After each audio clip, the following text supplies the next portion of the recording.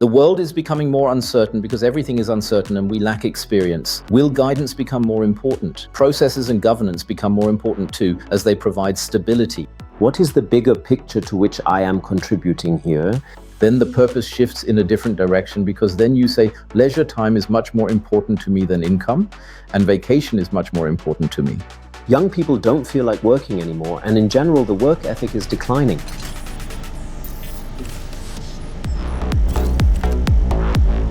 Hello again, and welcome to our podcast, Digital.Decoded, to a new episode.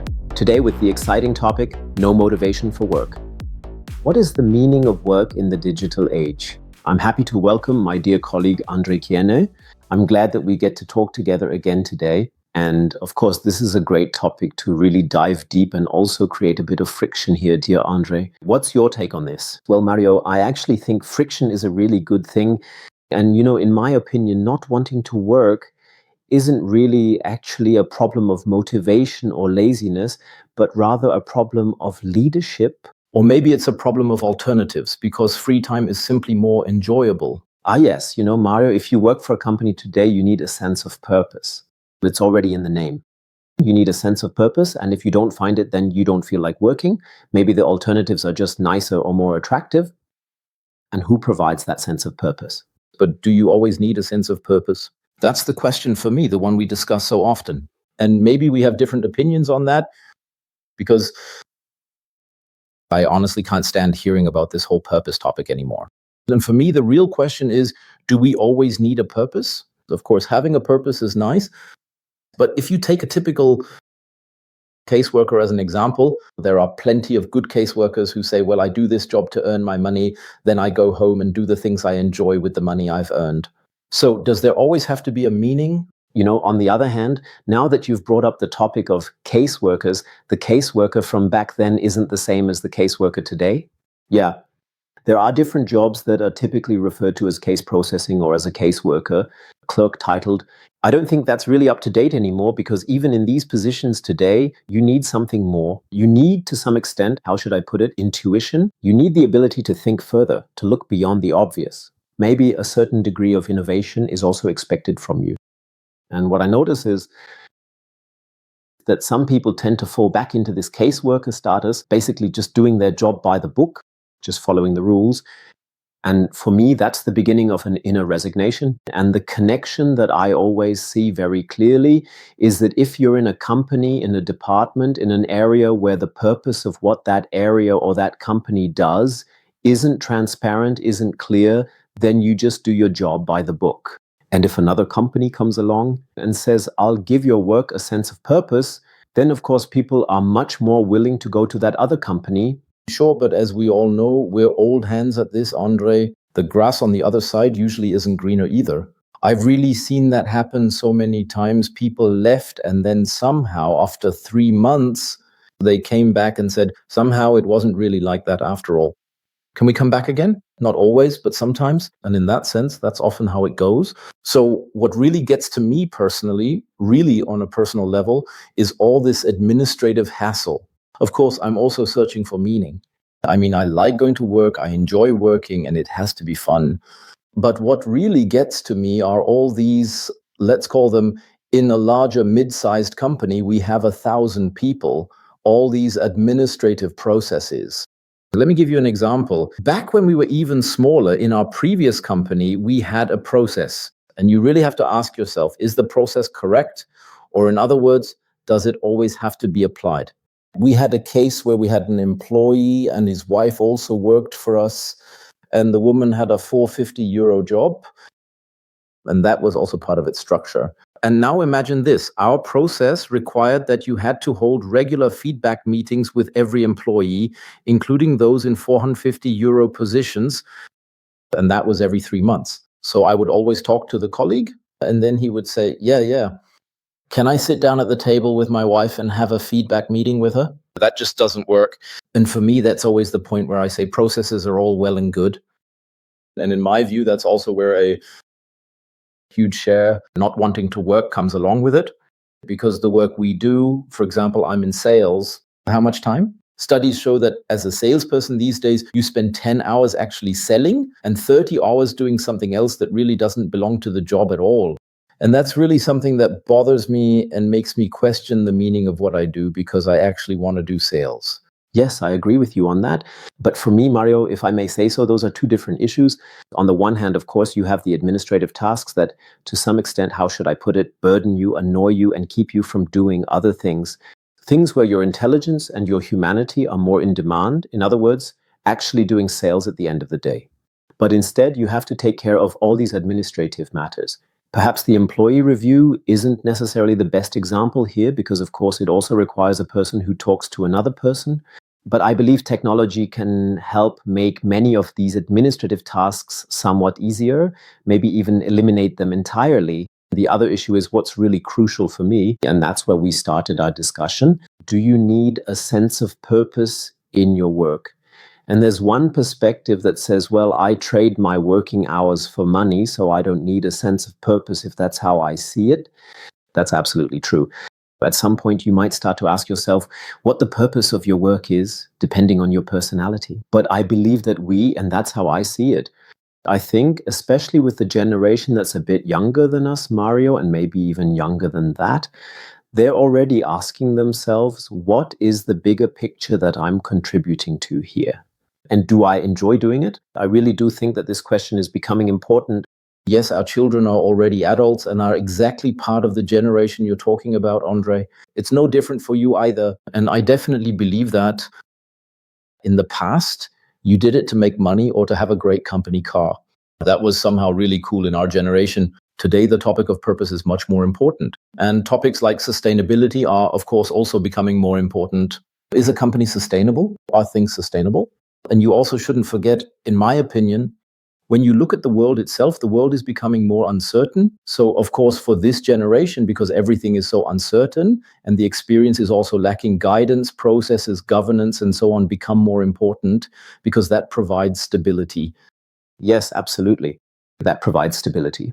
And, from my point of view, leadership also plays an important role here because it gives meaning and creates the space so that you and everyone else enjoy coming to work. Nothing is worse than a manager who gives you a hard time every single day and, for example, tells you exactly what you have to do. In one of the recent episodes, we briefly mentioned the SCARF model in the context of what our human needs are. And we also need a certain degree of autonomy so that we can make our own decisions. We also need a bit of approval and relevance around us to be in an environment where we can actually contribute. And from my point of view, leadership plays a very important role in giving all of this a sense of purpose. And I am very clear about this. It can also affect work morale. It can have negative effects. Yes, absolutely. Either there is a sense of purpose or there isn't. That's pretty binary. And what I personally always find fascinating in daily work is that it's also 100% individual. You have, let's say, 10 salespeople in my case, and whether what is being done there is meaningful, even though basically you set up all the positions the same way and the same rules apply, one person sees it as meaningful and another does not. Or the other way around. There are also a lot of women in sales now, thankfully.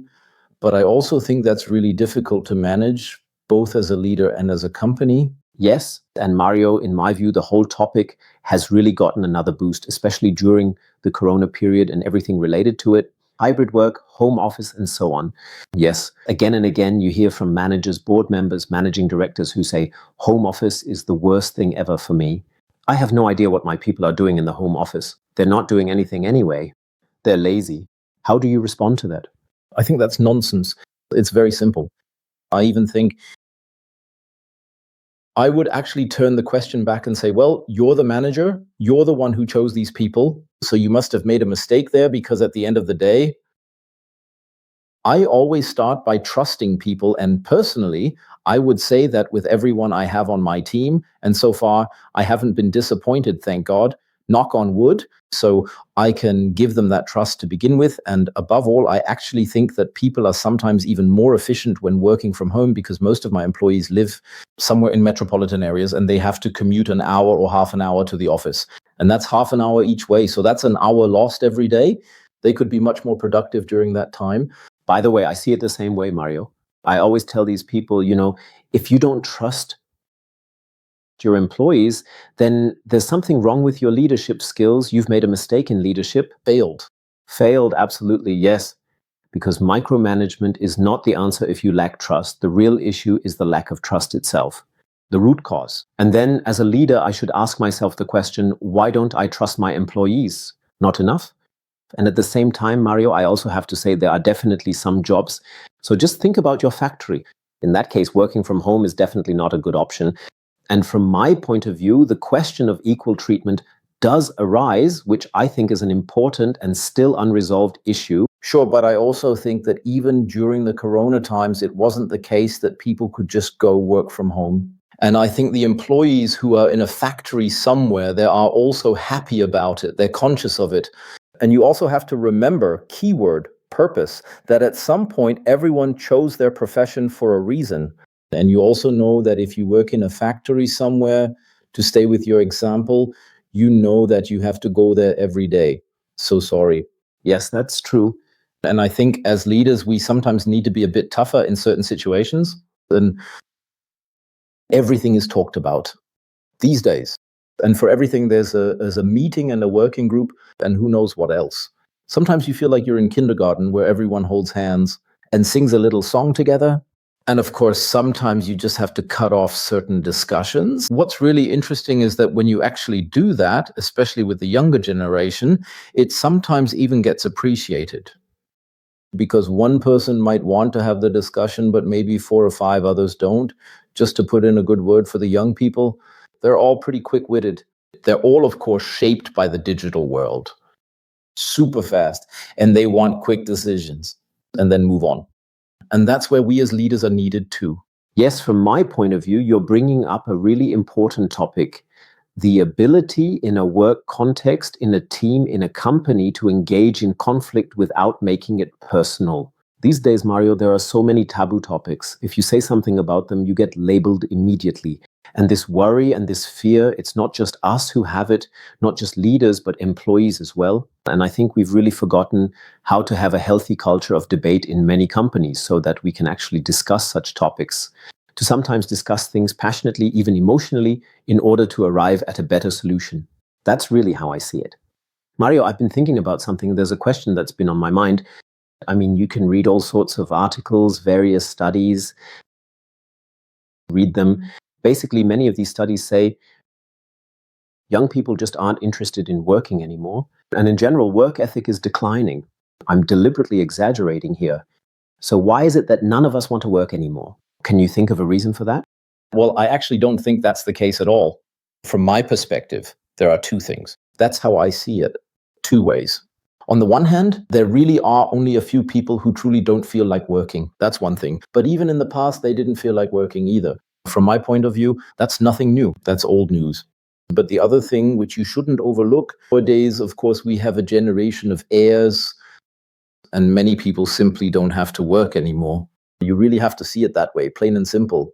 They know that at some point in 10 years, 2 million will land in their account. And they do it. I'll just call it just for fun because they already know it. And then, of course, you have exactly this topic of purpose, which is much, much more important because you only want to do something if you don't have to, if it brings you some kind of meaning. Even if that meaning is simply not sitting at home on the couch all day, but doing something worthwhile, because that also makes you satisfied as a person. And coming back to your question, I believe that many people, this was my initial thesis, the alternative is just different nowadays.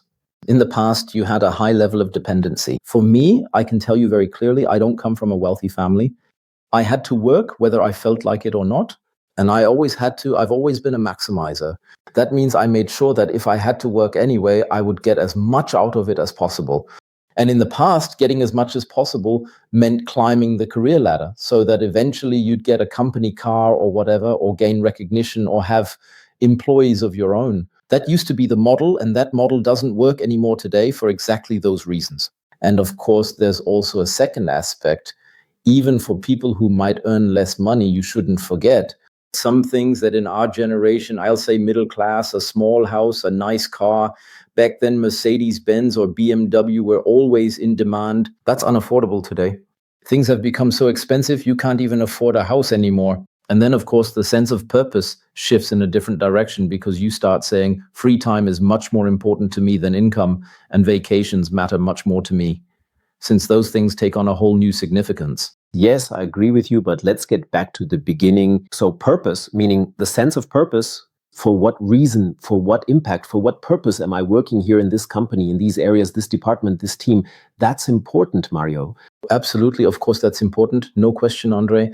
But everyone has, and I think a lot has changed in this regard, everyone has their own personal, individual purpose. And in the past, there was a collective purpose. We go to work to earn money and climb the career ladder. And this shared sense of purpose at work is gone because now it's very individual. Yes, it has become very individual. There are more options now, no question. That's true. Mario, the second topic that's on my mind is now we're living in an age of digitalization. We also talk a lot about AI on our podcast. So, what changes as technology continues to advance? Oh, I managed to say it without stumbling. The word technologization. From your perspective, what changes in this area? Excited about work?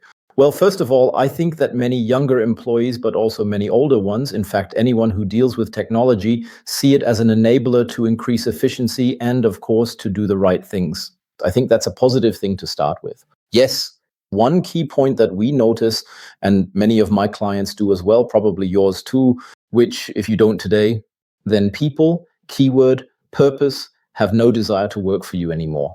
If you still have to enter commands on some old mainframe, nobody wants to do that these days. And honestly, you don't need to do that anymore nowadays. And I think this attitude, that technology is a support that has changed dramatically. And of course, if you now, since we have talked a lot about AI as well, AI is now making its way into every area. I recently got this Meta AI update for WhatsApp too, and I was just talking to my wife about it, and you can really tell it's everywhere now. Sometimes you notice it, sometimes you don't. And that's why I think people's affinity for technology is completely different now. And of course, that also ties in somewhat with purpose. So purpose also sometimes means I don't want to work with or for any company that isn't state of the art anymore. And I keep hearing that as well, that this state of the art, that the technologies I know from my private life, maybe not always exactly the same technologies, but at least the easy access to certain tools and support that should also be made available to me at work. And that's why I think it's incredibly important. We've already talked about this in another episode, that really all companies should be thinking about how they want to approach the topic of AI and how they want to empower their employees. Because to be completely honest, if I had to do without certain AI functionalities at a company today, because they simply didn't exist, then I might have a motivation problem. Now, I have a question for you, dear Andre. You're also very active in coaching. How can I really drive the topics of purpose and enablement forward? So if I sense as an entrepreneur, and I am an entrepreneur myself, when I look at my team and I see, oh, look, things aren't going the way I imagined. So what should I do in that situation? Do you have a few best practices? Yes, best practices. Maybe I have a few ingredients, Mario. That's already something. That's already something. First, I'd like to make an observation. So in almost all companies, we have something like a purpose. Some call it vision or mission. Others call it purpose. So many companies have that. And in some companies, there are even leadership principles, which is a good start. But what I noticed, and I just recently had a case like this with a client, was that I went to their website, got their vision and mission statements, and took a look at all of it. Then I brought them up in the board meetings, and I asked them, what do you mean by this? And after that, there was silence because none of them could really break down this vision, this mission, or this purpose for me into daily manageable things, how you can actually recognize them. That was the first observation. What am I trying to say with this? Every purpose, every vision, every mission is basically worthless if I don't even know myself what it means for me. And by the way, it's even more important if the employees also don't understand what the company actually wants with it. That's one thing.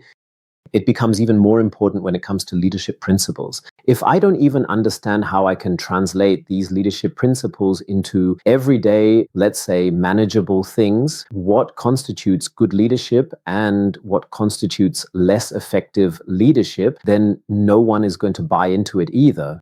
That means my observation is that in the past we did a lot just for the paperwork. done for the corporation, or let's say for the website, so that everyone can say, look, they even have a vision, a mission, they have a purpose, leadership principles, whatever. But it has to be made translatable. For that, you need to engage with the leaders and employees to really integrate it into the culture and daily work. Yes, and that brings us back to the thesis that purpose is individual. I actually think you now have to break it down to the individual departments, because a company purpose is all well and good, but as you said, it's not worth the paper it's written on. You have to have it somehow. Everyone knows that too. But the question is also, I mean, we always used to work with guidelines. I've mentioned that before. And how can you get in there? Move? What are the clear rules for everyday use? What am I allowed to do? What am I not allowed to do? And then I think it becomes more tangible for people. I absolutely agree with that. Making it more tangible, and I think that also has a lot to do with our statement about the meaning of work.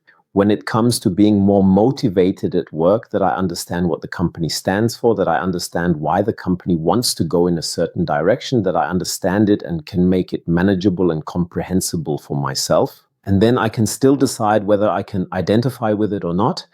I think that's important. I think that's a super important point, dear Andre, because I spend an incredible amount of time with my employees and exactly on this topic of understanding. Why are we doing this? Why is this important? Even now, for example, in sales, you always have the topic of incentives. So everyone always wants to know. Goals are always set high. But if you explain to people exactly, look, this is the chain, this is how we even arrived at these goals, that's why we need this from you, you actually get the opposite effect. Because when people understand why it's important and why they themselves can make a difference, then you get a completely different kind of motivation. And I think this topic is great. So understanding, showing understanding for the employee and also for their individual situation, not everyone. So that also means, let's take the example with the goals. So if I have high goals now, then it might actually make sense for the employee to set them, but maybe they're simply not able to achieve them. He just had a child, or the woman might be taking 3 months off as a saleswoman to travel the world or do something else. And maybe you simply can't manage that at the moment because you've just been caring for your mother or dealing with some personal matters. That can always happen. And that's when you have to listen closely. What does the employee want and what is he or she actually able to do? Absolutely. And that's where leadership truly becomes human. Thankfully, leadership is not a machine. It's about engaging with your employees. You also have to convey meaning. You have to create the space for that. You also have to give the impression that the employee can genuinely participate in it. And that's something I also describe in my book, Digital Leadership Culture, how important leadership is, especially in the digital age, and how crucial it is for motivating employees. Yes, and time. Time is a key factor. I have my favorite saying, Andre. Everyone always comes to you and says, I don't have time for that. You have to give me time for it. And then I always say, no, you can forget about that. I'm not giving you any time. You already have time, the 40 hours you have to work. But if something is important to you, and that's why you're coming to me, because it's important to you, then you have to make time for this topic yourself. And I think that's something that needs to be said from time to time. Sometimes you have to reflect certain things back to people. So on the one hand, there's the thesis of no motivation to work. But on the other hand, it's also that people are constantly making demands. That's my take on it. These days, the question is always, woman, oh, what do I get out of it? How does it benefit me? How do you support my purpose? And so on and so forth. At some point, it just feels like it's coming out of your ears like a head of cauliflower. But the real question is, what are you as an employee bringing to the table in order to help make it a success? What are you personally doing to contribute? Well, I definitely see it that way. It's a give and take. And if we want to motivate our employees to be creative, to bring in innovation, to think differently, and maybe to try things out, then there also needs to be a willingness. All I can say is, well, I'm doing it now, but that's what I want. It doesn't work that way. Yes, and a perfect example, when you have the high potentials and high flyers, who are usually the younger people these days, keyword no motivation to work, which isn't always true. They want to, and nowadays we say these are the career types and so on. No, these are the ones who want to perform, who are eager, who are excited about work and about results. And these are the people who are also willing to, instead of, just this morning, I had a conversation with an employee who's now taking an additional course to become an AI manager, but he's not doing it during his regular 8-hour workday. Instead, he does it at the end of the day. So after work or sometimes on weekends. And that's exactly the point. People are still willing to put in the effort. But then there are others who say, sure, purpose and work are important, but free time is more important. And yet these are the same people who then turn around and say, why is he getting promoted and not me? Because he delivers results. And I think that's a really important topic. I mean, performance is still part of it, and we shouldn't give the wrong impression about that. So work means delivering performance. And of course, performance is individual for everyone, no question. Not everyone wants to become, I don't know, CEO or managing director or the top expert in a field. That's clear. But it's performance for money, period. But aren't we already making a mistake as a society there, Andre? I mean, the federal youth games are all over the news. There are no winners anymore. What kind of nonsense is that? To be completely honest, Mario, frighteningly enough, we probably agree on that again. What total nonsense is that? Honestly, it's also part of the process that I have to learn, that I have to perform, that I have to be better than others in some way in order to get a medal. That's part of it for me. Yes, and it's also part of it that you learn to lose sometimes. And to get back up again and really push yourself saying, I need to get better. And I think as a society, we take that away from many people. And then, of course, at some point, if you never have to perform, you don't even need to feel like working. Because nowadays, there are more jobs than employees. So you just get a job, you do it, but that's about it. Working to rule? Working to rule. Well, Mario. No motivation for work. Do we both feel that way, Andre? We both still enjoy working. Even though we're already a bit older, it's still fun. And once again, it was fun discussing this topic with you today. So to sum up, in order for a sense of purpose to arise, it takes leadership, and it's still not true that people have no motivation to work. The younger generation is better than people think. There is also a sense of purpose there. But nowadays, this sense of purpose is individual. That means you really have to talk a lot with people and above all, listen. The question is, how do you do that? How do you listen to the challenges your employees face? That's where leaders are needed. And at the end of the day, everyone will be motivated to work again if the leader takes care and the employee feels appreciated. That's right. With that in mind, have a great day and please like and join the discussion here. We're happy to hear your topics or suggestions for potential guests. Andre, it was a lot of fun again today talking with you about this topic, talking about not feeling like going to work. And I hope we were able to shed some light on a few of the different aspects. I think so too. So stay human.